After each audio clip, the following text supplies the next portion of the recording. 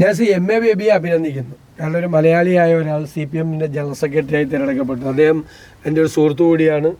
ഞങ്ങൾ വിദ്യാഭ്യാസ മന്ത്രിയായിരുന്നപ്പോൾ ഞാനും നിയമസഭയിലുണ്ടായിരുന്ന ഒരാളാണ്. അദ്ദേഹത്തിന് എല്ലാ ആശംസകളും നേരുന്നു.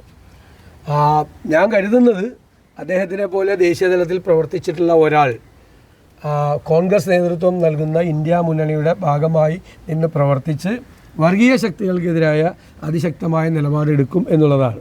പക്ഷേ പ്രകാശ് കാരാട്ടിനെ പോലെ പിണറായി വിജയനെ പോലുള്ള ആളുകൾ അദ്ദേഹത്തെ പുറത്തു നിന്ന് നിയന്ത്രിക്കാൻ ശ്രമിച്ചാൽ അദ്ദേഹത്തിന് ആ തീരുമാനവുമായി മുന്നോട്ട് പോകാൻ പറ്റില്ല.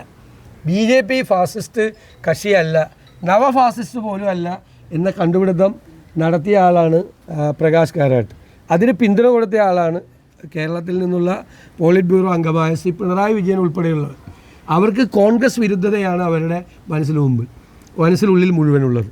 അപ്പോൾ അത് BJPയുമായി കോംപ്രമൈസ് ചെയ്താലും കോൺഗ്രസിനെ തകർക്കണം എന്ന് ഉള്ളുകൊണ്ട് ആഗ്രഹിക്കുന്നവരാണ്. അവരുടെ ദൂഷിത വലയത്തിൽ പെടാതെ മുന്നോട്ട് പോയാൽ MA ബേബിക്ക് ഒരു സെക്യുലർ നിലപാട്, ദേശീയ തലത്തിൽ എല്ലാ മതേതര പാർട്ടികളും എടുക്കേണ്ട ഒരു സെക്യുലർ നിലപാട് എടുക്കാൻ കഴിയും. ഈ ദൂഷിത വലയത്തിൽ പെടാതെ അദ്ദേഹം സൂക്ഷിക്കണം എന്ന് മാത്രമാണ് എനിക്ക് പറയാനുള്ളത്. ഏറ്റവും പുതിയ വാർത്തകളും വിശേഷങ്ങളും വിരൽ തുമ്പിലറിയാൻ Zee മലയാളം ന്യൂസ് എല്ലാ ഡിജിറ്റൽ പ്ലാറ്റ്ഫോമുകളിലും ലഭ്യം.